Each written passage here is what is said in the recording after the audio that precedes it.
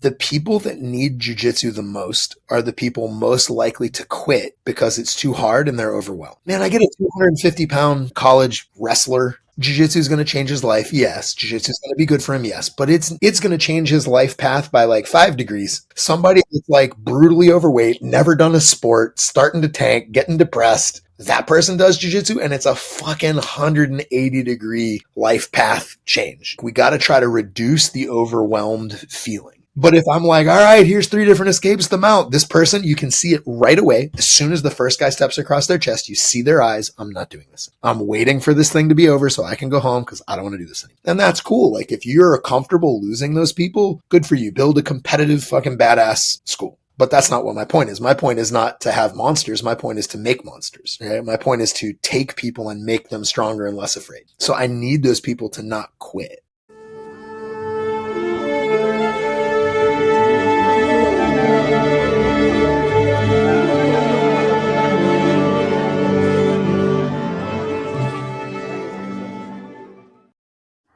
Welcome to Forever White Belt. I'm your host, Adolfo Ferranda. In today's episode, we're joined by an OG in the martial arts community, Jay Jack, co-owner of the Academy in Portland, Maine. And just a reminder for everyone to please like, share, and subscribe, and go check out our Forever White Belt merchandise. We've got coffee mugs, hats, sweatshirts, and more. Jay's martial arts journey began at the age of 5 with karate, leading him through a rich tapestry of disciplines, including Muay Thai, Jeet Kune Do, and Judo. He spent 5 years studying Shaolin Chin-Na under the renowned Yang Jwing Ming, and his dedication to Jiu-Jitsu and Vale Tudo has been unwavering since finding the legendary Amal Easton in 1988. As a decorated fighter with victories in organizations like Ring of Fire and Gladiator Challenge, Jay is not just an accomplished athlete, but also an exceptional instructor. Having produced numerous decorated athletes, he brings a wealth of knowledge and experience to our conversation. We delve into the unique on-ramp program at the Academy, designed to make the first step into jiu-jitsu less intimidating. Jay will share his insights into his teaching philosophy, the fusion of diverse martial arts disciplines, and the challenges and rewards of online learning through his platform, FunctionalBJJ. Get ready for an insightful journey as we explore the world of martial arts, from the evolution of teaching methods to memorable fight experiences. And with that, I give you Jay Jack. Jay, welcome to the show, man. Thanks for having me. I appreciate it. Yeah, let me ask you a question since we're already talking. What in the hell made you pick me? Because, like, in my mind, I mean, I used to have some relevance back in the day. Like, I felt like, you know, I was one of the earlier guys on the scene in MMA, and, like, I don't like to use the word pioneer or whatever, but, like, people have referred to me as, like, one of the early guys in the game or whatever, and I was one of the first jiu-jitsu schools on the East Coast, one of the first MMA schools in Maine, whatever. Okay, cool. But that was, like, way back then. Like, in my head now, like, I haven't competed in a long time. I did one, like, come out of retirement match, like, a couple years ago. Haven't competed forever. I don't fight anymore. You know what I mean? What the fuck? How did I get on your radar? You know, it's funny. I think the significance of the Academy out of Portland, Maine is so big, and its resonance is sort of spread throughout the world, sure, oddly enough. And we had an individual on the show recently named Casey Milliken. Yeah. Out of Las Vegas, and he speaks so highly of you. And one of the little things in passing that he said was like, Jay is a hidden treasure and you got to have him on the show. And sometimes I follow up on these things and sometimes I don't. And I did my research and I'm like, wow, this guy is really interesting. And I didn't realize the deep history of your story and why hasn't it been shared more, you know? So I like to reach out to those kind of guys and capture it for the listeners in the future, because I think that's an important thing. I'm so bad at business stuff, and I'm not a self-promoter at all. Like, I can't. And most guys aren't. You know, most of these Academy owners aren't, man. Let me read you something that Casey said, and make you feel uncomfortable here or not. He said, quote, Jay understands the human psyche very well and literally changes the way people operate and carry themselves permanently.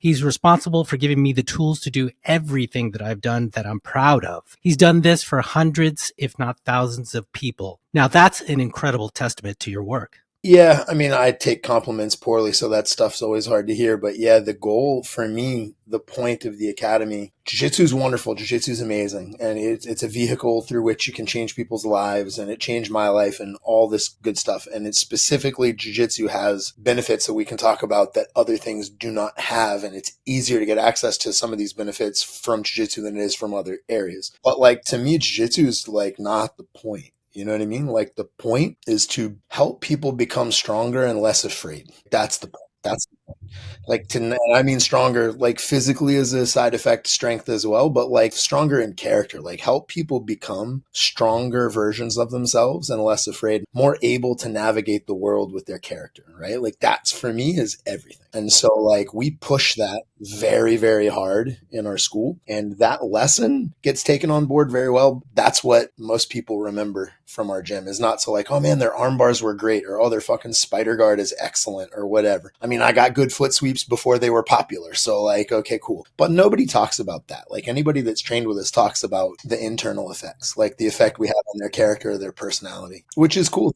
That's a big deal. How do you guys articulate that? Is it simply by the instruction of whatever it may be? I know the academy offers, Muay Thai, whole MMA side of it, and as well as Jiu-Jitsu. Man, there are life lessons that occur in our building that I don't think people are talking about in a lot of other places. Like one of our shirts says fix your face, right? Like that's one of our shirts. It literally the front of our shirt says fix your face because that's a thing that I say constantly, fix your face. You're not allowed to make faces. You're not allowed to emote, right? Like that's a big deal to me. Like So what do you want? Like a neutral approach or what do you want? yeah, controlled like stoic neutrality or like controlled aggression at most. It's crazy what's happening, and it's like it's a cultural thing. Like people learn to become weaker and weaker. Like when I was coming up, groin shots were allowed. They were allowed. Like you could fucking knee dudes right in the crotch. Nobody cared. Groin shots were 100% legal. Keith Hackney punched Joe Son in the crotch 20 fucking unanswered times in the UFC, and the dude didn't even budge. I never saw a fight end from a groin shot when groin shots were legal. Nobody cared. But then like fights became like groin shots became illegal. And now there's a break. If you get hit in the groin, you can take up to a 5-minute break. And if the judge sees you doing it, they could potentially take points off. This can affect the outcome of the fight. So guys learning how to play the game a little bit, get clipped in the groin, not even that bad. And they go, ah, and the ref stops. Hey, easy time. And then the judges are like, oof. And they're like, hey man, do it again. We're taking points. And it's this whole thing. Now, maybe the first couple of guys that got clipped were game playing. They were ideally, hopefully, they were acting because they're playing the rule sets. Like, dude, I got fights stood up from booing. One of my guys was mounted, and this is not ideal, but like, play the game. I leaned back and went, boo, and all the drunks behind me started going, boo, and the ref stood up. That's a shit occurrence. Like it's terrible that is possible. But when you're playing games, you play the game to its fullest with all the rules. I didn't cheat. I hope that the dudes that were originally doing this were like, oof, they were acting and making a little bit of gameplay, right? Distasteful, but whatever. But now it's like little kids watching these guys they look up to as these tough motherfuckers get clipped and just go down and writhing and holding their groin. And now that's what you do. 16-year-old kids come in, somebody flicks the head of their dick, and they just go down. Just a reminder to please give us a 5-star review on Apple Music and Spotify and become a VIP member for only 99 cents a month. Get ad-free episodes at anchor.fm/foreverwhitebelt/subscribe and check us out on Instagram at Forever White Belt Show. Go buy your Forever White Belt swag at Teespring, teespring.com/forever-white-belt. Check us out on YouTube now at Forever White Belt. Finally, if you ever get to beautiful Northern California, please come roll with us at North Bay Jiu-Jitsu in Marin County, just north of San Francisco. They're amazing instructors and everyone there are great people. Mention the podcast and get 2 weeks free. And it's like a soccer neck injury or something, huh? But they don't even understand, like in their mind, they're not even aware. It's not like they're making a conscious thing to go like, I'm getting attention. They're just like, this is what it is. Like, and I'm like, dude, what the fuck are you doing? Like, dude, get up. Or they'll get hit in the fucking liver and they'll just make this face. And I'm like, look, man, the lesson that we teach is if you took a cadaver and you put electric stem on its forearm, you can make its hand close. If you put it on its thigh, you can make its leg kick. There's nowhere on a cadaver's body I could put electric stim and make a facial expression. Other than putting it on its face, I can't put it on its leg and make a facial expression. I can't put it on its arm and I can't put it on its groin and make a facial expression. That face is not a physiological response to stimulus entering your body. That face is a choice. You are emoting, you're letting it out. And so like, that's the first thing, right? So the mantra in the gym is fix your face, fix your breathing, fix your position. And that position can be, we're talking specifically jiu-jitsu, or it can be in life. Like your spouse has greatly upset you and you're starting to freak out a little bit. Fix your face, fix your breathing, fix your position. Maybe that means leave. You know what I mean? Maybe that means quit your job. Maybe that means leave the party. Whatever it is, whatever that position is, metaphorically or physically, it's fix your face, fix your breathing, fix your position. So when people's face starts to crack, that's the beginning of them falling off the ladder of being able to control the situation they're in. And so that's the first part, fix your fucking face. And so it trips people out. Like it didn't used to be. Like I remember when I was a kid, that was a big deal. Maybe it was just this culture I grew up in was like, man, get your face straight. Like, why are you making a face? Like, don't make a fucking face. But now it's just like people like CrossFit, they get done with a workout and they just collapse to the floor and like, fucking, what are you doing? Oh, so hard. Yeah, but why are you practicing like why are you emoting like that, dude? Stop letting that emotive out. That gets into people's heads. It starts as a mat lesson. Fix your face. Stop looking disappointed. Stop shaking your head. Stop acknowledging you got past and going, you know what I mean? Like fix your face. Fix your breathing and then fix your position. But people wind up taking that lesson into other aspects of their life that make a drastic difference, you know? Because like most of the life lessons you learn through jiu-jitsu, like jiu-jitsu is a metaphor for life. Anything that helps you on the mat will help you in your life if you take the lesson from the mat and apply it to your life. So it's just a metaphor for life. The strategy of how jiu-jitsu deals with the mat is how you can help yourself deal with life as well. The psychologist mentioned that people who just smile, you know, even if you're depressed in the mirror or whatever, you actually get a certain percentage of happiness or what, or just, I'm bastardizing this, but yeah, of course, you see what I'm saying. There's a proprioceptive feedback loop between your facial expressions and your hormonal profile. Like that's just the way it is. Like, you know, fake it till you make it or whatever. People have said that. But like the truth is, if you make a bummed out face, the hormone profile that you have internally starts to be the bummed out hormonal profile. You actually will feel more like your face looks. And now if you have a feeling, your face will start to show that feeling. But that feeling is like a feedback. It's like a mirror that goes back to your body and goes, yeah, we do feel that way. It's like if you get upset and you're standing next to somebody else that's upset and you're like, man, I'm bummed out. And they go, me too. That's bullshit. And you go, yeah, it is bullshit. And then you guys go back and forth until you're all fucking riled up. That's your internal state and your face. So it's like you have to learn how to stop your face from cracking so it doesn't continue to make everything else worse. So like fix your face because that's an instantaneous thing. And then it's fix your breathing because in your breath, there's the hippie side of it and then there's the technical side of it, right? Like there's sympathetic nervous system activation and parasympathetic nervous system activation. Sympathetic is fight or flight. Parasympathetic is rest and digest. These are the catchphrases we use for that. When you are in arousal, you go into sympathetic nervous system activation and that's fine. But if the sympathetic nervous system gets over aroused, your decision making goes poorly, your ability to process information goes poorly, your vision gets tunneled, you get overly focused on a small detail. Like this is what happens when people are in emergency situations. So like tunnel vision is literally a part of that just focuses in on one little tiny thing. Like when you're watching somebody new compete, they can't hear their coach. That's SNS activation. They're just like, blah, their pupils are blown, their auditory exclusion, they're just like, ah, in this match. And you're like, move your hand. And they literally cannot hear you. They'll look right at you and are not processing their eyes. Like they're looking at you and they do not see you. That's because their SNS is too hyped up. Like their sympathetic nervous system is too highly aroused. Well, how do you deal with that? Well, you have to deal with it with your breathing. So you have to learn how to slow your breathing down so you can calm yourself, pull yourself out of sympathetic nervous system activation and learn how to get more to a not flattened because you need a certain amount of arousal to fight, but relaxed. Like good fighters are relaxed. Like they're not flat, but they're not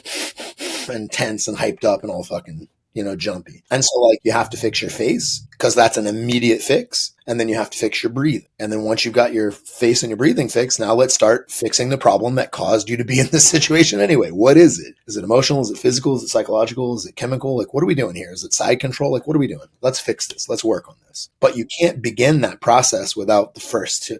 That's the kind of shit that like is common vernacular in our gym that honestly people are shocked when they come in and we're like, dude, guys will get done rolling and they'll just collapse on the mat and like, they're so tired. Their hands over their head, their knees crossed, and they're just like sucking wind on the mat. I'll go like, dude, get off the fucking mat if you're going to act like that. And they're like, what? And they get all weirded out. And I'm like, dude, get off the mat. When I explain it to children, and when I teach kids, if I ever do, when I explain it to children, it's make-believe. I go, look, the mat is magic. And if you cry on it, if you cry on the mat, you'll ruin it.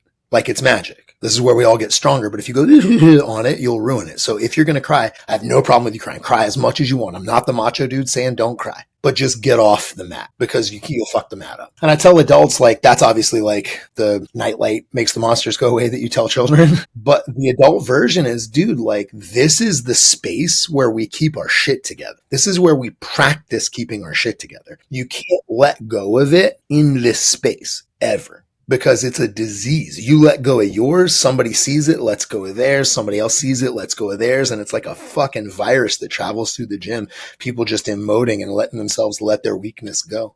So there's like some semblance of, I don't want to get too woo-woo about it, but sacredness to this mat that you're mentioning. Yeah, sure. I mean, like, we can go this mat is sacred, don't do it. We can go like, don't be a bitch, like whatever wording, whatever vernacular makes you feel better about it. But the truth is, like, people in this culture nowadays just don't even understand the value or importance of keeping your mental strength together. Do you know what I mean? Like down to like stupid shit, like when they're sparring or when they're rolling, somebody will do something, they'll get clipped with something, and you'll see them after they get clipped go, it's real quick. And then they go back in. Somebody starts to get past, the guy gets past the frames and they go, and then they're right back to the thing. But to me, I see it and I harp on it. Stop making that fucking face. Stop it. And they're like, why? I'm like, because you are practicing letting your concentrate, like you should be focused on the task at hand right now. Every time you practice coming off that focus and letting yourself have this vent of like, you're teaching yourself, after this, I do this. After this, I do this. After this, I do this. And in a match, in a fight, in a moment of truth, you'll have that and then be like, oh no, I can't do that right now. And if you break your concentration so you can have your little pity party, then the guy's not breaking his concentration. He's going to run through that window because you're not paying attention. Is this something that evolved for you though? Meaning like 20 years ago, you opened the academy. Is this something that you learned or something from day one that became part of the culture? Just tell me how it's evolved.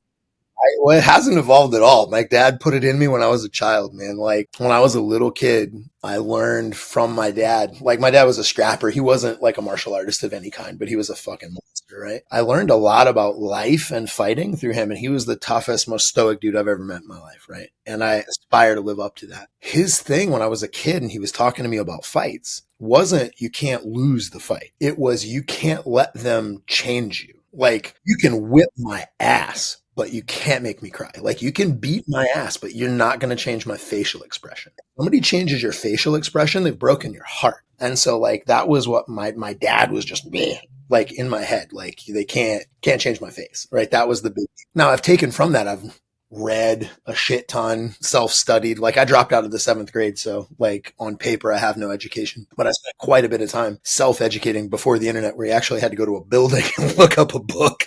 You know, I spent a lot of time reading psychology and sports psychology and about stoicism and Buddhism and all kinds of stuff. And I got super deep into it. And that's something that it was his kind of uneducated version. Don't let them break your face. But as you start reading everything else, you get into the whole thing. Like the Buddhist definition of suffering isn't your circumstances. It's wishing they were different. Attachment to this idea. And so like Stoics keep a straight face, Buddhists keep a straight face. And then you realize like, oh man, that idea of fix your face is actually kind of a profound pillar of almost every esoteric practice, almost every self-improvement practice.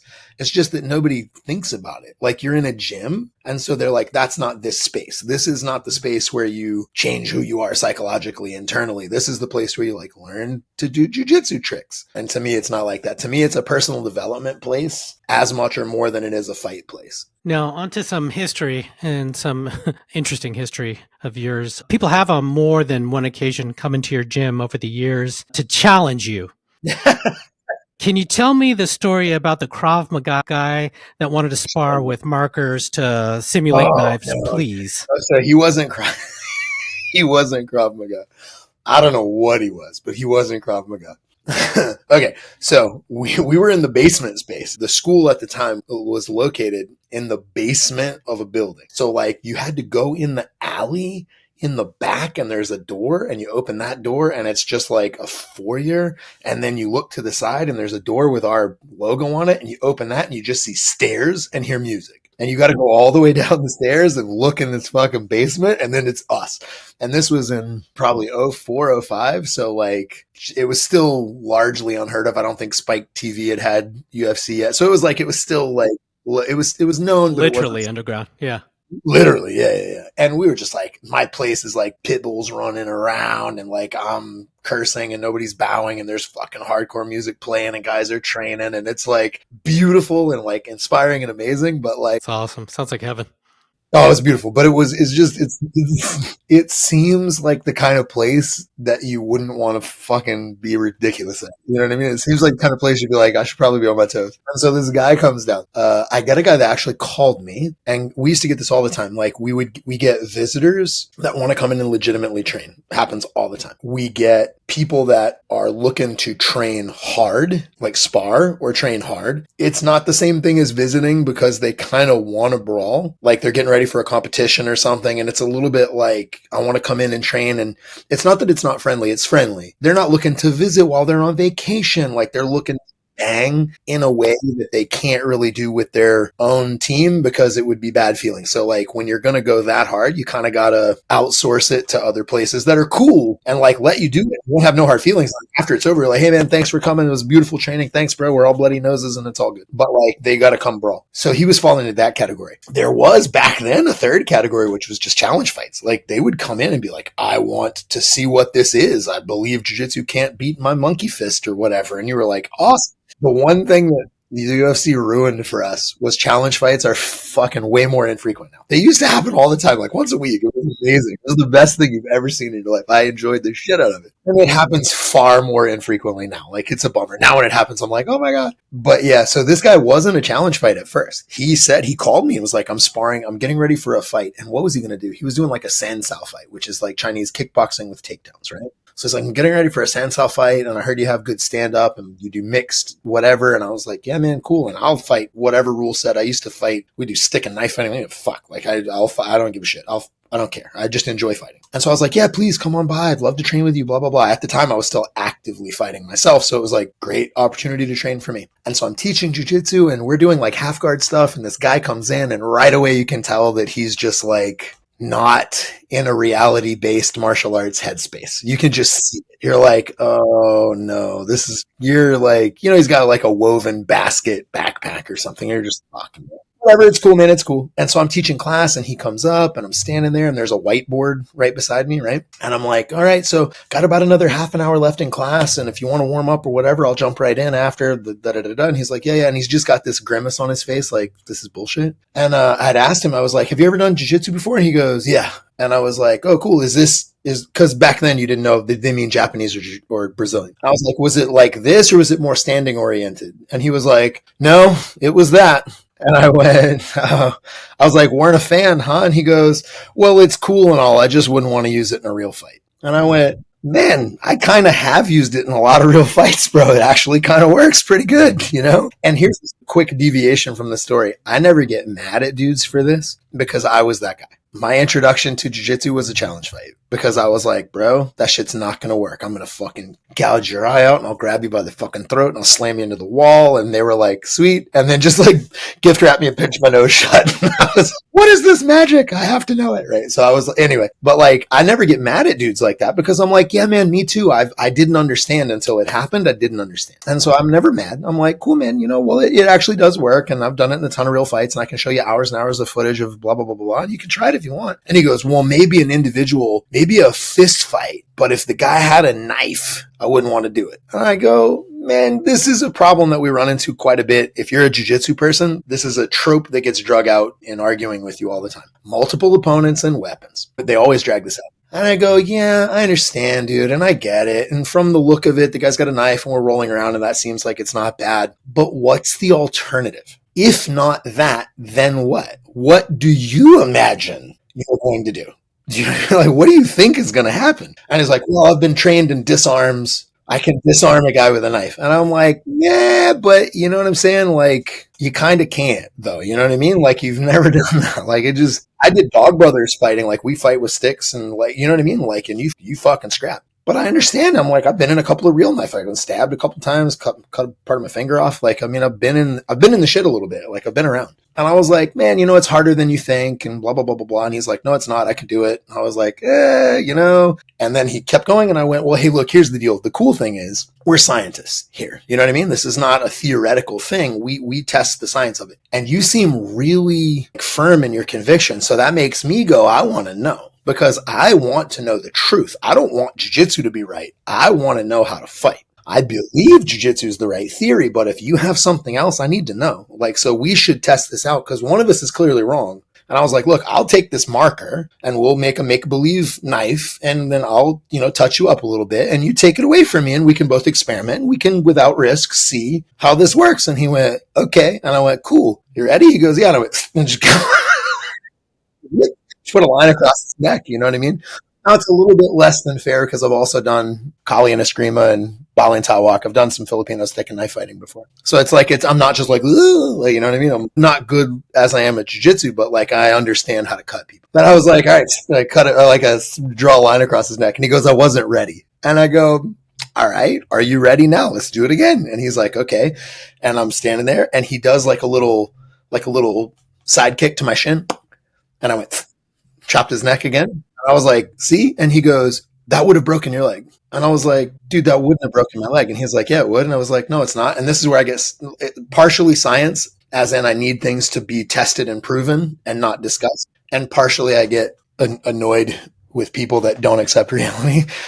I'm like, bro, break it. Like, kick it as I'm going to stand right here. I'm not going to defend it. I would like to see you break my leg. And he was like, I don't want to do that. Like, I don't want to break your leg, but I know I can. And da-da-da-da. And I was like, all right, here's the deal. We're going to do another rep. And I want you to don't hypothetical. Don't go, I would have gouged your eye. I could have grabbed your hair. I could have killed your balls or whatever. Like, you do whatever the fuck you want to do. Treat this like it's a real knife. I'm going to mark you up and I want to see you take this from me. And he goes, okay. And I just fucking just draw all over his face. And then at some point, he like grabs my hand. And I can't draw on his face anymore, so I fucking take him down and mount him, and I'm just poking him. I'm just polka dots on his face with this from the mount, right? I'm holding a marker. So at some point, the marker falls out of my hand, and I push it away from us, and I start fitting in. I'm not hitting him hard, but I'm just like touching his face with my elbow repeatedly, like this is what would happen now. And he goes, okay, stop. And I stopped, and I went, and I got off him, and he sat up, and he's like clown makeup on his face. And I go, see? And he goes, I disarmed you. I went, what? He goes, I disarmed you. And I went, bro, look at your face. And he goes, these are flesh wounds. I was like, dude, I can't. I was like, I'm having a hard time tonight, bro. I don't understand. I was like, listen, I'm hitting the end of my patience. What is it that you came here to spar? And we have now been talking about this for half an hour. So like, let's just agree. We're not going to agree on this and let's spar. Cause I was like, I'm going to hit you now. Right. And he was like, okay. And I was like, great. What do you want to do? Big gloves, kickboxing with takedowns, no problem. Like, that's not even my forte. I don't care. I'm going to hit you. And we go like 3-4 rounds and I tune him up and it's like, it's fucking great. And then at some point after the thing, like I'm just smashing him. And at some point after the thing, we're taking our gloves off and I'm like, all right, cool, man. Hey, thanks for coming by. I appreciate it. Whatever. And he was like, it's just unfortunate to have to use these gloves because when you grab my legs, I would have just broken your neck. I was like, what? And he was like, I would have broken your neck. Or like this other thing where you were on my leg, I could have just gouged your eye out. And I'm like, I go, look, man, here's the deal. One, gouging people's eyes out. So I grew up in a bad way, right? I've actually put my thumb in an eye and tried to take it out, and it's disappointingly not easy. You think it's just going to go dook like a grape, and it fucking doesn't do that, man. Eyelids are hard to overcome, right? It's always the gouging the eyes and the kicking in the nuts excuses, you know? So annoying. And so like, I'm like, dude, wow, have you ever tried? Like, it's not as, it doesn't just go boop and like, it's just not, it doesn't do that. And I go, on top of that, even if you got my eye out of my head, do you believe that's going to make me stop? And he goes, yes. I was like, you don't think somebody can fight with a fucked up eye? And he's like, no. If I gouge your eye, you will be done. I'm like, man, look, here we go. Because this is what happens to me. I'm always like, all right, here it goes. So we're in a basement. Now, unrelated to this, in my office, the place flooded, like it would flood all the time. So we're trying to fix this problem. So there's a fucking hole that has been like jackhammered out of the concrete. We're 6 feet deep into dirt under the basement of a building. There's a fucking hole in the dirt in the office and everybody can see it. Like, we're doing construction. And I was talking to one of my students, Durfee. He was actually my second black belt. Now, back then he was still young and scared. And there's the stairs at the top of the thing. And I go, here's what's going to happen, right? Here's the deal. Cause I'm tired of it. I'm done with this bullshit, right? Here's the deal. This is what's going to happen. Durfee's going to lock the door, right? He's going to go up the top of the stairs, lock the door so nobody can come in, nobody can come out. My students are going to hold me down. You're going to gouge my eye out of my head. You can dig it out. You're going to do whatever. You do it until you're satisfied. Like, you're going to gouge my eye out of my head and they're going to hold me so I can't defend it and I can't do anything. You're going to gouge my eye out of my head. And then they're going to let go. And when they let go, if you're right, I'm going to roll around holding my face. They're going to let this happen. We'll give it 2 minutes. We'll give it 1 minute. I'm going to roll around holding my face. After a minute, they're going to open the door and let you leave, right? And I will have proven wrong. If I'm right and you're wrong, I'm going to beat you until you're fucking dead. And I'm not being hyperbole. I'm going to fucking kill you and we're going to bury you in that fucking hole. That's what's going to happen. And he goes, I don't want to be here anymore. I want to leave. And I was like, you can go. And he left. But I gave the guy a chance to dig my eye out of my head. I was like, they're going to hold me down and let you do it. And the stupid thing is that conversation sounds ridiculous to people that don't know me, but anybody that's been around me is like, yeah, that happened. I'm curious about how your ownership of the academy has evolved over the years. Can you share some mistakes you've made and course corrections? And you're adverse to do this, but advice that you'd give to some of these new black belts considering opening an academy. The biggest mistakes that I've made, I think, were more relationship in nature and not tactical. You know what I mean? It's often like that, I hear. Yeah.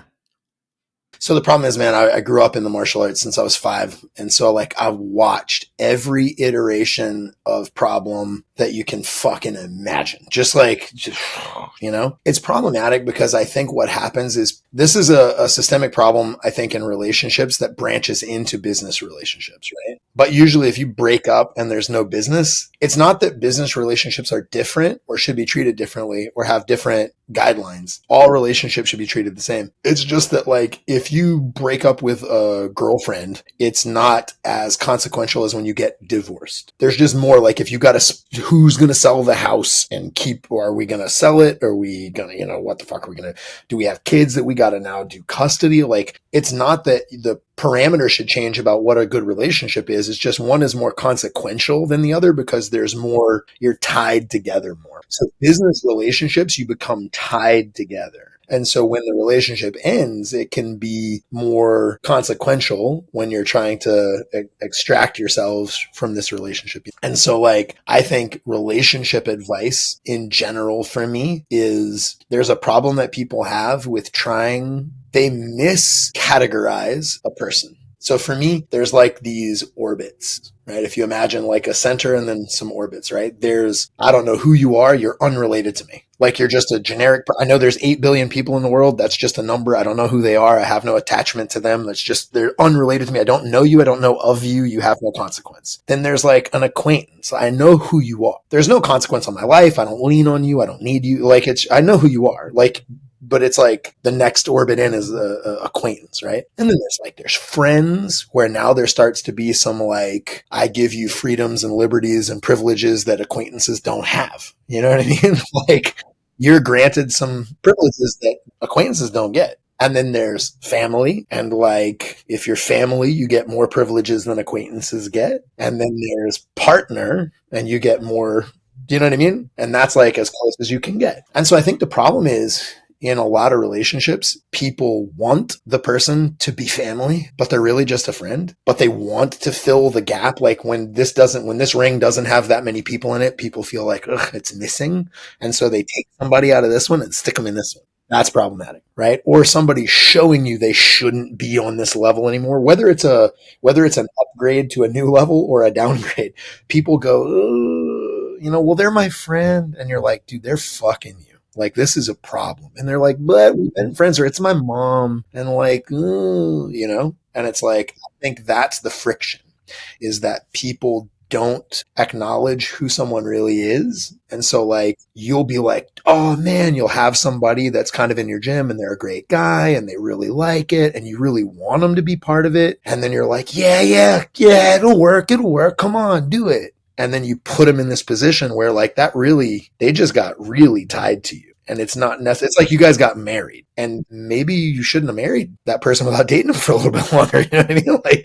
Like you just upgraded that relationship because you really wanted somebody to be there, not because that person was deserving of it or crafted that place in your life where it just kind of organically occurred and they were such a part of it that you're like, wow, you basically work here. It's like you made it such. And then that can run into problems because if they're not who you think, now you got to fucking get a divorce. Now you got to deal with it. And that's super problematic. That's interesting, the concept of how they can not only come into orbit, but actually leave that particular ring.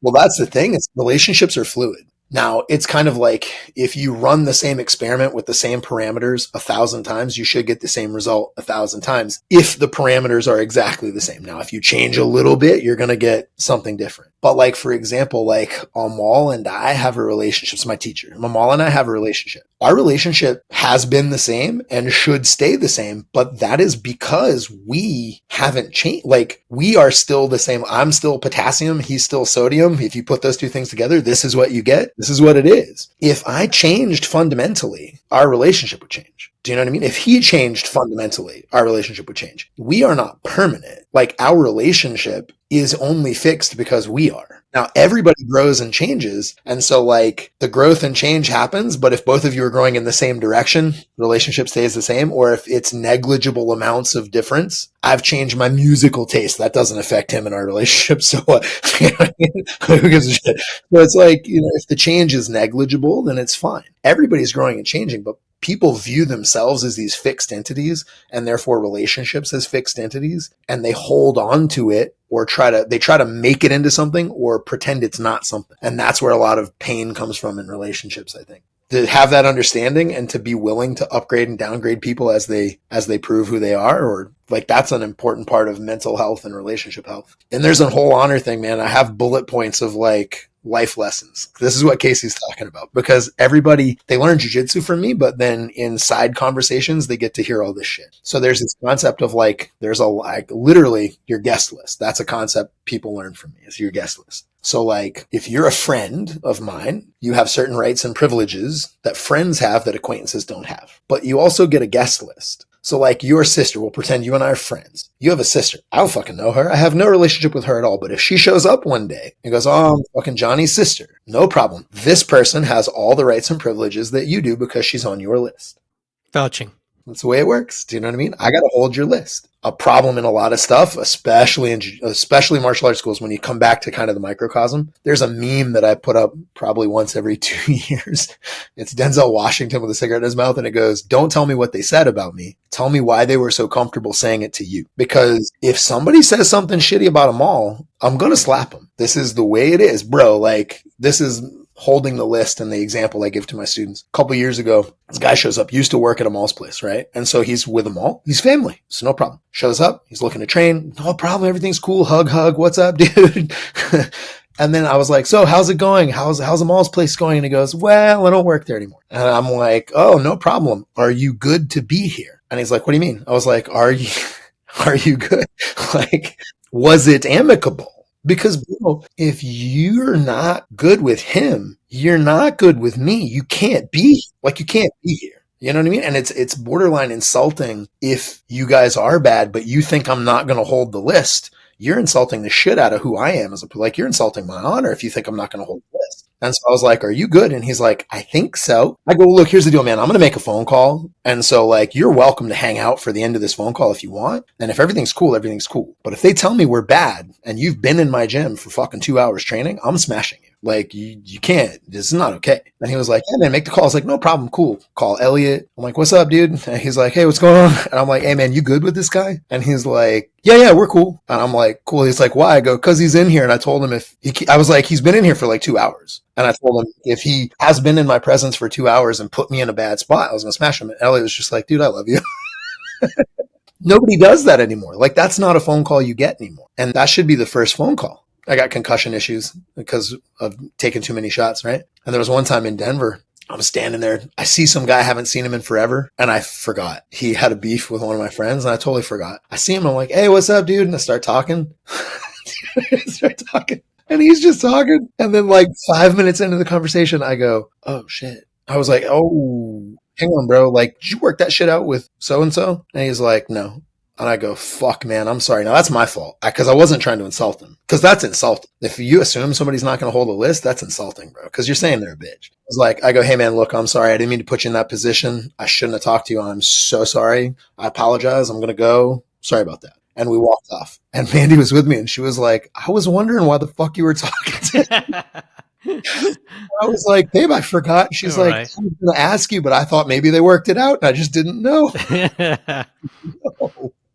That's like one of those, if you're around the academy long enough, you're going to hear that, like holding the list, fix your face, hold the list, shit like that. Like, these are life lessons. But that's the thing at the gym. I think the biggest problem I've had is putting people on that list that shouldn't have been there. You know what I mean? They hadn't actually earned their way on that list yet, but I really wanted them. It's like the business version of like, you marry the girl after 3 dates because you really want her to be the one. She hasn't proven she's the one yet. You just really want her to be. Done that and paid the price for it, for sure. And I would say advice to new school owners, people that are getting ready, is those things, like literally hold the list and make your circles, right? Like, if you do that, it's very difficult for you to get fucked over because you're only putting people in the proximity to you that they have earned their way in, provably earned their way in. And you're willing to let them go, and they know it. And if they know what the conduct standard is, they should understand.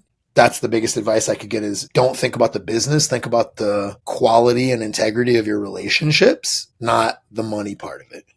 You can't get business advice out of me, dude. I don't do it. I didn't even have This is the guy who doesn't have the kids program. So I was telling him earlier, he's leaving a ton of money on the table, and he's not motivated by money, apparently. We moved into this new space like 2 years ago, this really nice space 2 years ago. We didn't plug our landline in. Like, we didn't have a phone for like 2 years. Like, you can't call us. You can't call us, dude. That's like, insane. Yeah, okay. People are like, I've been calling. I'm like, I didn't plug it in. But I mean, the thing is, dude, this is a terrible analogy, horrible analogy, cocaine. It doesn't need to have a landline. It doesn't need to advertise. There's no Facebook marketing. People that think it's awesome, think it's so awesome, they fucking find it, right? Yeah. And so for me, word of mouth is super, super powerful. It's probably the best. My strategy has always been just make it as awesome as you can make it. Be authentically about the personal development, and people feel it. It's not to say that you can't get an edge with like Instagram ads and that kind of thing, but that's just not your jam. Of course, I'm sure I could improve the amount of money we make. I just don't I don't enjoy business. You know what I mean? Like, I don't like thinking about it. I tell people all the time, I'm like, I do automatic deductions of payments, but the only reason I do it is to keep my thoughts about that person clear. Like, when I see somebody in the gym, all I'm thinking about is what they need from me for jiu-jitsu. I'm not thinking about if they fucking paid. Are they up to date on their whatever the fuck? Did we change the credit card? I don't want to think about that. All I want to think about is jiu-jitsu. That's all I want to think about. And so I have to set up the systems behind the thing enough. I have to automate it enough that that's what I can think of. Otherwise, I'd be like, did you pay? But like, that's as far into business as I get. And it's not even business. It's to avoid thinking about business. Over the years of instructing, since 92 or whatever, how have you seen the landscape of martial arts evolve and teaching evolve, and what kind of adjustments are you making or have you made to your approach to keep up with all the changes? 3-part answer. One, I started learning how to teach from a very young age because in karate schools, older kids help younger kids. So when I was 10, I was teaching the 5-year-olds. And when I was 15, I was teaching the 10-year-olds, right?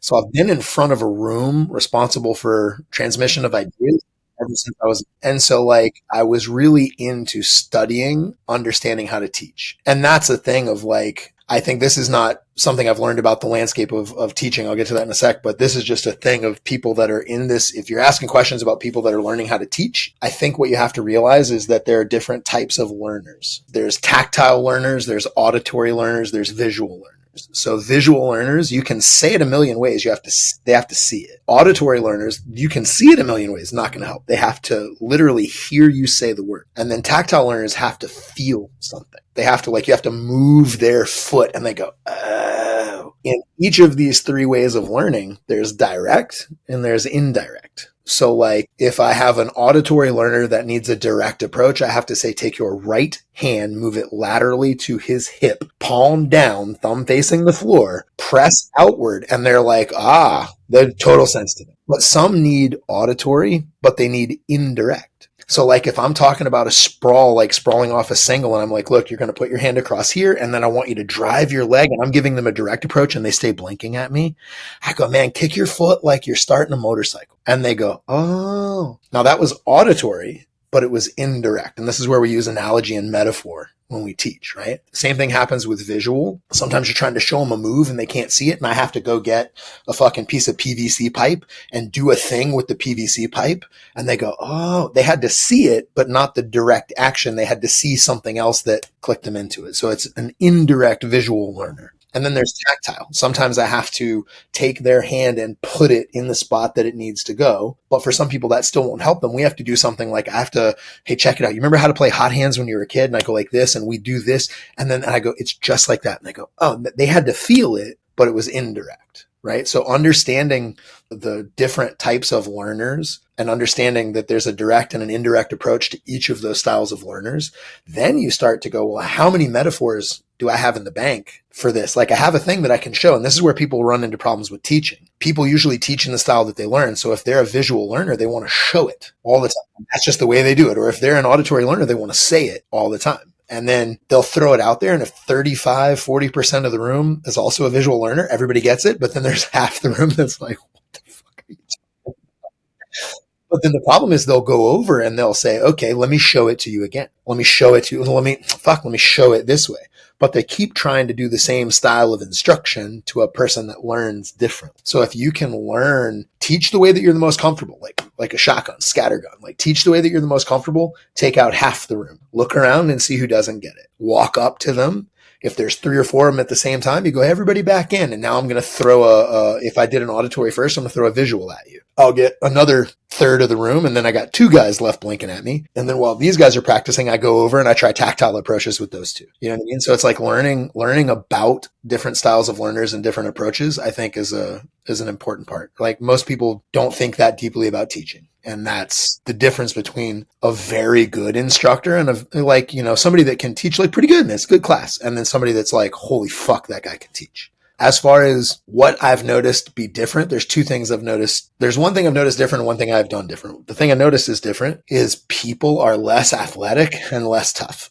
And it's really weird because I can look now that we've been doing it for 20 years. I can show a class on paper because I have a curriculum and I used to write syllabus and stuff. I'm way off nerd deep in teaching ideas, right? I'm not just teach some bullshit. When I design a class, it's not just random moves. You know what I mean? You can make things more digestible if you chunk them in a more cohesive way. There's chronological classes, there's conceptual classes, and then there's situational classes, right? A chronological class is I do a double leg, I pass your guard, I do Americana. And I've got to show you how to do the double leg. All right, everybody back in. Once we've done the double leg, now we're here and I got to show you how to pass the guard. And then you know what I mean? And the whole class is a chronological story, start to finish. Situational is I'm on the bottom of side control. Here is one escape. Here is a different escape. I'm not running down the track of timeline because if I did that, I'd go, I escape to the guard and now from the guard I sweep. It's just in this situation, I have all these different options available to me. That's a situational class. There's a conceptual class. Man, here's the arm drag. This is how we do the arm drag. Now we're applying it to standing. Now let's look at it from butterfly guard. Now let's look at it from half guard. Now let's look at it from closed guard. Now let's look at it from, you know what I mean? And you can say this concept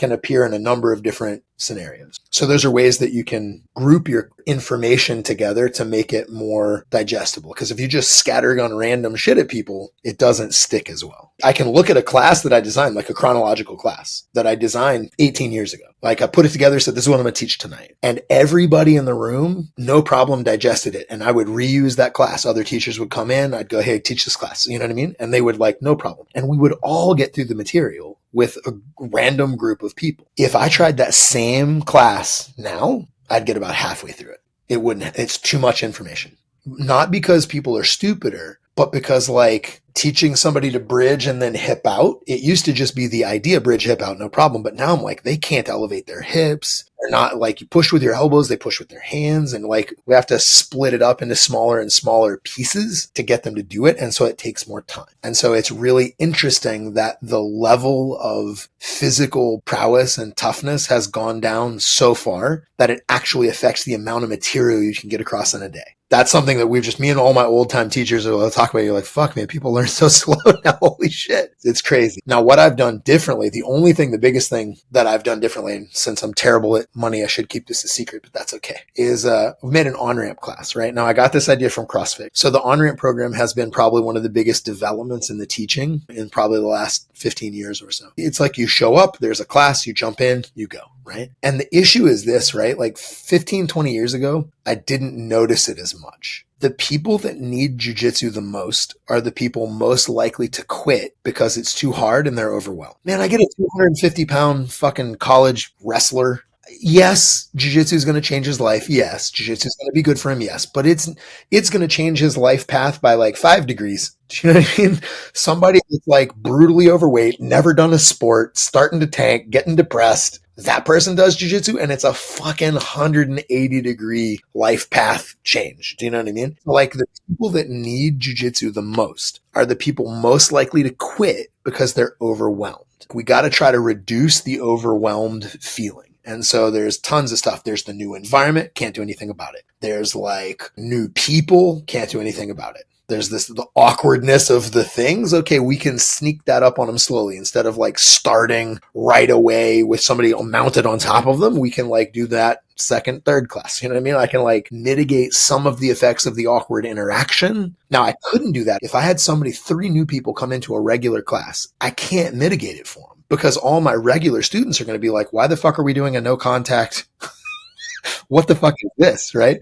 But if I'm like, all right, here's 3 different escapes to mount. This person, you can see it right away. As soon as the first guy steps across their chest, you see their eyes. I'm not doing this. I'm waiting for this thing to be over so I can go home because I don't want to do this anymore. And that's cool. Like if you're comfortable losing those people, good for you. Build a competitive fucking badass school. But that's not what my point is. My point is not to have monsters. My point is to make monsters, right? My point is to take people and make them stronger and less afraid. So I need those people to not quit. So the on-ramp class is a higher teacher to student ratio. So like I might have 30 people and 1 coach in a normal class. For that class, there's like 10 people, 2-3 coaches. So there's a higher number of coach to student ratio. So people are feeling like they're getting some attention. If they're like, it doesn't take another 5 minutes for the coach to come over while they marinate in that stupidity. Like they get the bad, like, I don't understand this, feelings go away faster. The class is laid out in a way that like day 1, we're literally doing almost all warm-up stuff. The only contact that happens at the end of the day 1 class is some open guard back to up and base stuff. So you're touching them with the bottom of your feet. There's not like all up in your shit. Learn how to hold open guard, kick, up in base, too far, too close. But it's like they have this one whole experience where they didn't yet go, it's too much. It's a 4-week class. The first 2 weeks, it's off to the side by themselves with the coaches. Now it's happening at the same time as a normal class. So they get to see it. I don't have to do it yet. I get to look at the high dive for a couple weeks before I got to jump off it. They get to meet people. They get to see people. Hey, how you doing? Oh, good to see you. You know what I mean? Like they don't go from the on-ramp to now a new social hurdle. It's like they get to matriculate in, but they're over here off to the side.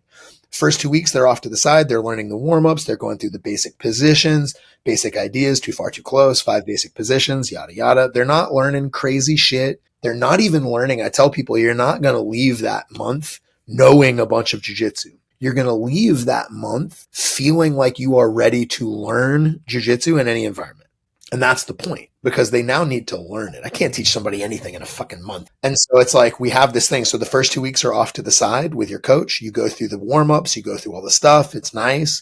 The second 2 weeks, they're in the class, but their coaches stay with them and their partners are there. So like when they go, who do I pair up with? They have the, oh, your familiar face. They go, instead of that feeling of I don't have a familiar face. If they get a little lost because the coach said fucking buck and they're like, what? The coach that knows you for 2 weeks goes, he means shrimp.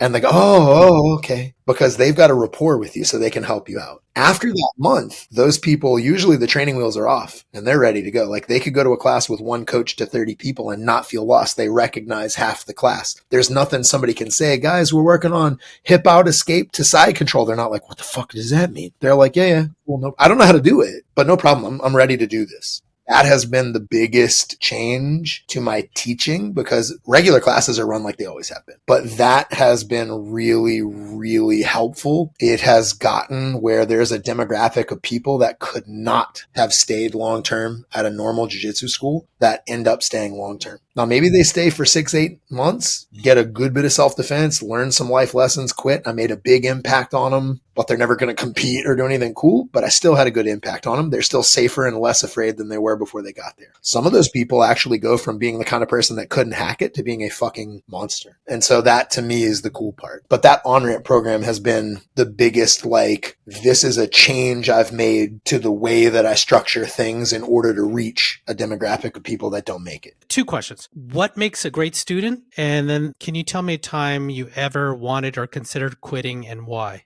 I have never considered quitting teaching. I have considered closing the gym. Like, I'll always teach. I'll teach 2 guys in my fucking garage. Like, I will, as long as I'm breathing, I will be teaching martial arts. That's all I've ever wanted to do since the day I walked into a karate school when I was 5. I was like, I'm doing this. And that's all I've ever done my whole life. Right. So I'll never stop teaching. That's my blood. I'll be dead if I don't. But that's not the same thing as saying I own a school. I have one time really considered it and one time sort of considered it, right? The one time I really considered it was I opened a second school. I'll never do it again. I opened a second location. We had people in each spot that could run it, and I would bounce back and forth. But at the time, that was the moment I said I put some people in positions because I wanted them to be that guy and they weren't that guy. And a bunch of shit happened and went very badly. And then I had to remove those guys from those positions. And now I'm trying to run back and forth teaching at both schools, and both schools are starting to suffer because I'm not spending enough time at each one. And it was really bad. And I eventually closed the second location and went back to the first location. But it wasn't the jiu-jitsu. It was when I had to boot those guys out, it hurt my soul so bad. Like, I grew up in a idyllic biker club, was the ideal, like, you're brothers and I love you, man, and I'll die for you and you'll die for me, and would never cross another. And it's and the truth is that doesn't exist. Like, it can be close and it can be like, but it's not that movie that you see. It's not that. It is finding a level of character like that is very, very rare. And so to assume there's going to be a great group of people who all have that character is foolhardy. You'll find a few people with that character, but you're not going to go like, everybody in my club, everybody in my gym, everybody in my organization is that guy. Like, that kind of character is diamond rare. And so diamonds are valuable because they are so rare. Those kind of people are valuable because they are so rare. But I thought anybody with the patch, anybody wearing the colors were those people. And that was a mistake. And it hurt my soul when I realized you couldn't just put this patch on somebody's back and have them be what I am, like, have them believe in the family circle like I do. And that hurt me. And I was like, if it's not this, what is the point? Like, if it's not this fucking familia, like, if it's not this thing, then what am I doing? I'm just running a business, and I don't want to be a businessman. I'm trying to make a goddamn, I'm trying to make this fucking thing. And I was like, oh, I had to shift from I'm making my club, I'm making my family, like my club. That's not what I'm doing. Helping change people's lives, because I can do that and not get my heart broken. If I believe that you're my brother and you totally fall off and leave and don't live up to your expectations, it hurts my soul. If you're just a guy that I'm really trying to help you move forward in your life and you jump off and go the other way, I'm like, I was helping you for as long as I could, man. You know, It's a tandem bike. You pedal, I'll pedal, bro. You stop pedaling, hey, no problem. I got the next bike, no problem. And so like that hurt me and made me go like, I almost don't want to have the gym anymore, because in my whole life it was, I was making the clubhouse. And when I realized it wasn't the clubhouse, I was kind of like a little bit of an identity crisis. Like, well, what is it? And it took me a little while to make peace with the fact that I'm not making my clubhouse family. I'm making a place that people will use to become stronger and less afraid, and they will then go on their way. And so now, like when people leave, you're not like, oh, you're like, yeah, fuck yeah, of course, I did my job. If I raised the kid right, they leave. Sweet. So yeah, but that was probably in '08, right after '08 or '09, right after I retired from fighting. Recession hit, it was all fucked up, and I was just like, what am I doing, man? That was when I gave it serious thought. When COVID happened and they closed the gym, I was like, kind of like in the first part of it, we were like, dude, is this even a career anymore? Like, is this just done? Our gym's closed. Jiu-Jitsu's illegal now. Like, what the fuck? Because I'll never stop teaching, but I'm like, well, man, like all of my gigs were shot. Like, you weren't able to get in person and dog train. You weren't able to get in person and do jiu-jitsu. You weren't able to get in person, and I couldn't go to a bar. Bars were closed, so I can't bounce like my fallback bounce. I'm like, fuck, man, I'm about to be a criminal. Like, holy shit. You know? So like I was really like trying to figure out what my life would be without a school, but not because I wanted to quit, because I thought it was going to stop. Well, those are the only 2 times in my life I've ever even looked at what my life would look like without it. And then the other question about what makes a great student and why? Man, I think what makes a great student is somebody that wants to learn.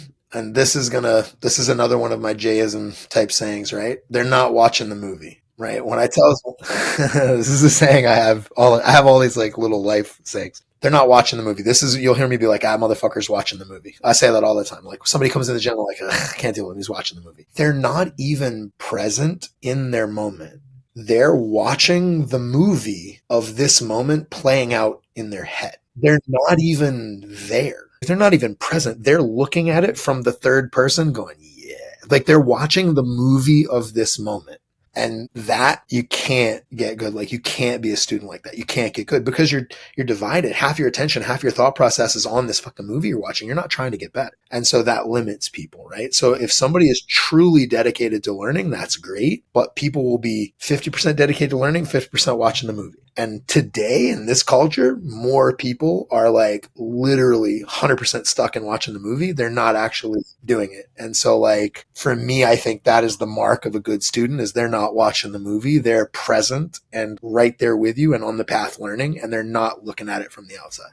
Now, to take a hard left turn to like Bummersville, I'm going to want to talk to you about October 18th of last year. You were on your way home from the academy, your academy, when you were the victim of a head-on collision by a drunk driver. And I'm so sorry you lost your puppy also in the accident. I know you were in critical condition. I believe you went through 2 surgeries in the span of 24 hours. I'm actually shocked that you're cogent right now in doing this podcast. How is your recovery going? You look, at least on video here, from the torso up, great. No, man, like it is slower than I would prefer, but faster than it has any right to be. You know what I mean? Like when I talk to doctors and physical therapists and anybody in the medical community, they're like, oh my God, how the fuck did you do that? So it's like, it's incredibly fast for what it is. In my experience, I'm like, this is pissing me off because I still can't quite kneel all the way down. You know what I mean? You know, I'm still, it's 11 weeks ago. I'm still 1 week away. That's crazy. You can even kneel, dude. Oh yeah. No, I mean, I'm doing full range squatting motions like on a leg press with probably about 80 pounds or so. I can do body weight squats, but I need like a box to stop me. I can't sink all the way down. 2 weeks ago, I began doing jiu-jitsu movements. I can bridge. This week, I was able to get up in base using my bad leg without having to put my other hand down or get a spot. So like it's coming, but it's like, it's incredibly fast if you look at on paper what's supposed to have happened. But me in my experience, I'm like, this is now October, November, like this is like the 3rd month that I'm not training. And that just drives me nuts. So I'm like, I gotta speed up. I gotta speed up. But like, it's incredibly fast. It's faster than it has any right to be, but slower than I'd like. But I'm doing good, man. Like, there was probably 3 or 4 surgeries on my leg. It was broken in 7 places. 3 of them were compound, meaning they were sticking out. I have pictures. My wife took pictures of my leg before they put it back together. It's fucking crazy. I can't look at them. I'll send them to you if you want, but it's like they're just shin bones sticking out. It's fucking, you can look at it and go, ooh, that's bone marrow. Like, it's bad. They put that back together, but right when I got to the hospital, I was bleeding out internally and they didn't know why because you couldn't see it. And so they had to do exploratory surgery. So they opened me up from my sternum to my, like, you can fucking, it's like, Oh, yeah. Big one, right? Like, just zipped it. Wow. They had to go in and look for the bleed, and they wound up taking 2 foot of small intestine and most of my sigmoid colon out. And so when they took that out, they were like telling my wife, like, listen, he's probably going to have a bag. And they were excited. They were like, he's going to live.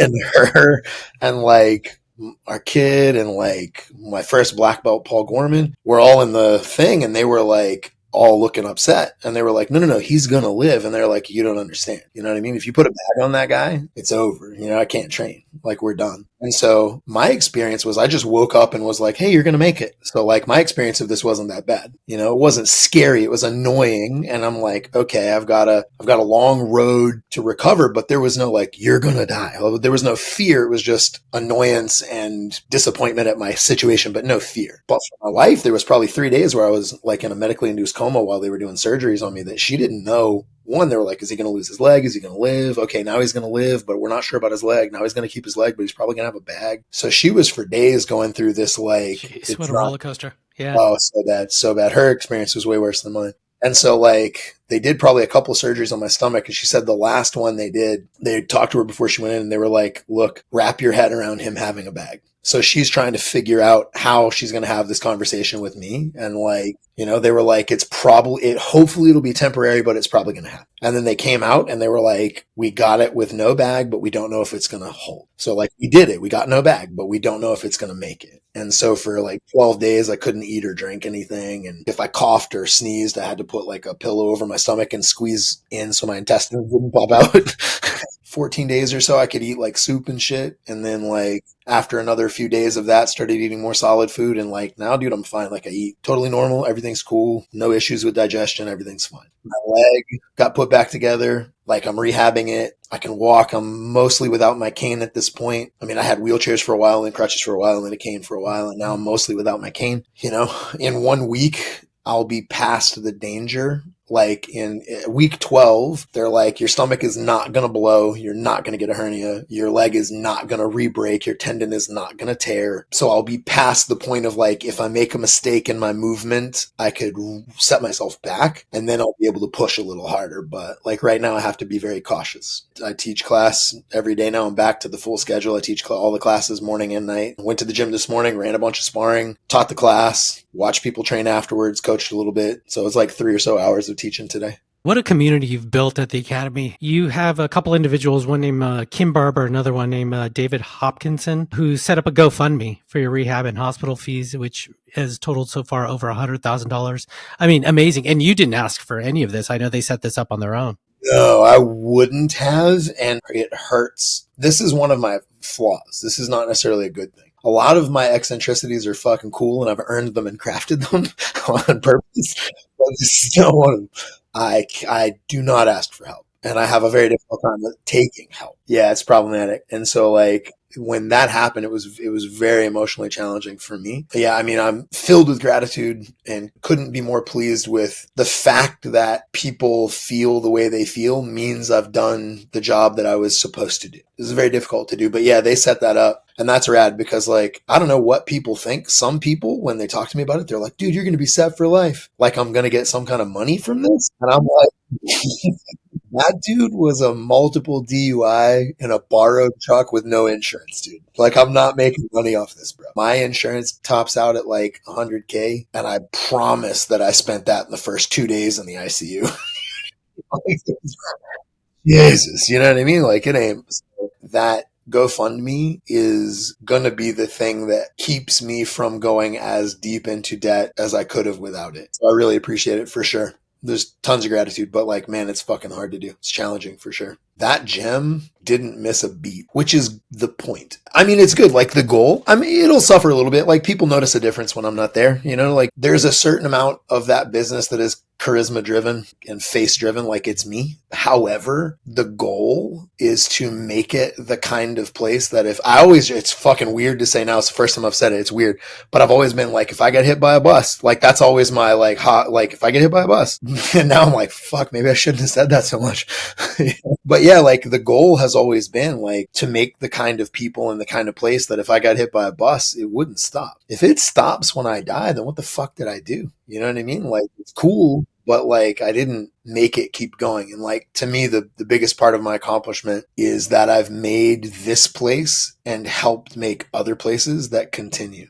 Like it's rad to look at and go like, Casey is an example. Kid trained with me for years. That guy's jiu-jitsu has been deeply influenced and the way he runs his gym has been changed. And like part of the thing that got him fired up on that path was training at our place. I can pick 10 different schools in 10 different spots in the world that are the exact same thing. They crafted their understanding of the experience at our place and then went, this has to be somewhere else and made it. You know, it's cool like that. It doesn't need me anymore. Like the lessons that need to be learned are being learned without me, which is awesome. That's the whole fucking point. Make yourself fucking obsolete is the point. Can you tell me about functional BJJ? Can you describe it to the listener and viewer what it even is? It is my basic white belt Brazilian Jiu-Jitsu curriculum online. The reason we called it functional is because there is a thing that has happened in the last 10 years or so in Jiu-Jitsu where it is going from reality-based, applicable for fighting to not so much. Like, dude, I get it. It's cool. Jiu-Jitsu's fun, man. It's fucking rad. But like, if somebody's in your house, you're not going to pull half guard. You shouldn't. Like, you're not going to turn your back on them and donkey guard. You know what I mean? While they're stabbing your grandpa. Like, it drives me bananas that now there's a whole subset. So back in the day, if you took somebody that did jiu-jitsu and they were a fucking brown belt, a purple belt, blue belt, and you slapped them right across the face, you were going to get your ass whipped. Like, no question. Like, it's a fight. There was anybody in any jiu-jitsu school. If your teacher looked at you and said, take off your top, you're doing Vale Tudo with this guy. Every single person would go, yep. And maybe they weren't excited about it, but they'd be like, because what you learn in jiu-jitsu is too far, too close. Climb the ladder of positions. Put yourself in a position where you can hit them and they can't hit you. This is just basic, baked into what it is, jiu-jitsu. And they're then are like, look, after you learn how to do this, it's like, look, man, you learn how to ride a bicycle. Learn how to ride a bicycle. You learn how to ride it in a fucking straight line. And then you learn how to ride it over some obstacles and through some fucking debris. And then you can learn how to downhill if you want to. And that's fucking cool. And then there's tricks, dude. You can do half pipe shit, fucking wee, you know what I mean? And that's awesome. And jiu-jitsu follows the same path. You learn how to fight for life, like murder mitigation. Murder a motherfucker if you need to. Don't get murdered when you don't want to. Like, this is murder mitigation, Brazilian jiu-jitsu. And then you get really good at that. And then it's like, cool, man. Like, I have this foundation. I've been training for a year or two. Like, I have this, but I'm still like, man, I'm going to express a little bit. I don't want to just ride my bike in a straight line to work. I'm going to jump off a curb. I'm going to fucking see if I can ride with no hands. And you start playing the game. And now there's no strikes because we're just playing. And you're like, neato, cool, man. And then you start to play around. And that's cool because I can fight, but I can play. And that's awesome. But then what happens is people long enough go, jiu-jitsu is this game. And they start to practice for the game. And if in the middle of rolling, somebody started punching them dead in the face, they would not go, oh shit, I see, and transition back to fight jiu-jitsu. They would be absolutely lost. And they'd get their ass beat. And that is just sad. If I have one of my guys that wins fucking medals at tournaments, but a dude can punk him on the street, like, what have I done? I've let that guy down. You know what I mean? Like, no, that's not okay. Like, not to say like if you lose a fight, you can't come home, but like, you have to know how to fight and then start to express yourself artistically, because jiu-jitsu is both. It is a way of fighting and surviving combat. And it is also a really cool, artistic, expressive game and sport that you can play like chess into infinity and all these crazy things that you can come up with. But it's both. Like, when you lose the base for the fucking flowery shit, it's no good. To me, it's just like it's a thing, and so I feel like it's lost. I can't tell you how often. Beginning of all my basic classes is kicks and up and base. Somebody takes you down, you do a break fall, post the feet on the hips, kick, kick to the face, kick to the knees, up and base with a cover, kick, up and base, bah. And we start over back and forth every day, back and forth, right? Dude, brown belts come in and don't know how to break fall and also don't know how to kick and get up and base. And you're like, what the fuck are we doing, dude? What are we doing? Like, what's happening right now? And I'm not bagging on that kid. He's doing the best he can or whatever. But like, man, it makes you want to go talk to his teacher and go, what the fuck, dude? What's going to happen the day that guy gets punched in the fucking mouth and gets his ass whooped? And then like, oh, jiu-jitsu doesn't work. Because, man, I went through that experience. Like, my whole life has been a series of beatings, disappointed in martial arts. Started karate when I was 5, and I was in a place where people fought. And it's like, I would end up in fights. Not that that's good, but like, that was my life. And I would do my rising block and my just Mawashi Gary, you know what I mean? And they're like, yeah. And I would just get fucking just smashed up. Now, what would happen is I would try to do it, and I was trying to do the martial arts, and it wouldn't work, and I'd start losing the fight, and then I would just fucking go off. Like, just white trash, born to scrap, just fucking grab him by the hair, fucking jacking him, right? And I would win a lot of fights, but I would get fucked up for like the first half of it because I'm trying to do the thing. And I'd go back to my sensei and be like, what happened? And he would go, oh, well, did you breathe? And did you focus your chi? And did you do your hand exercises? And I'd be like, fuck, okay. And I was the kid soaking my hands in herbs and hitting the makiwara every day because, like, you're not lying to me. And then after a while, I would get super disillusioned with karate. And then I was like, oh, it must be kung fu.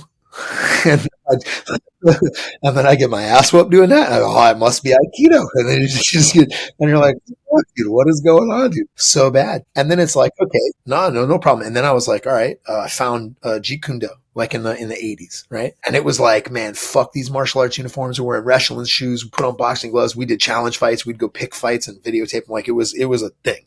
We did knife fighting with like stick fighting with helmets, and like, we scrap. And I was like, yes, finally. Reality, right?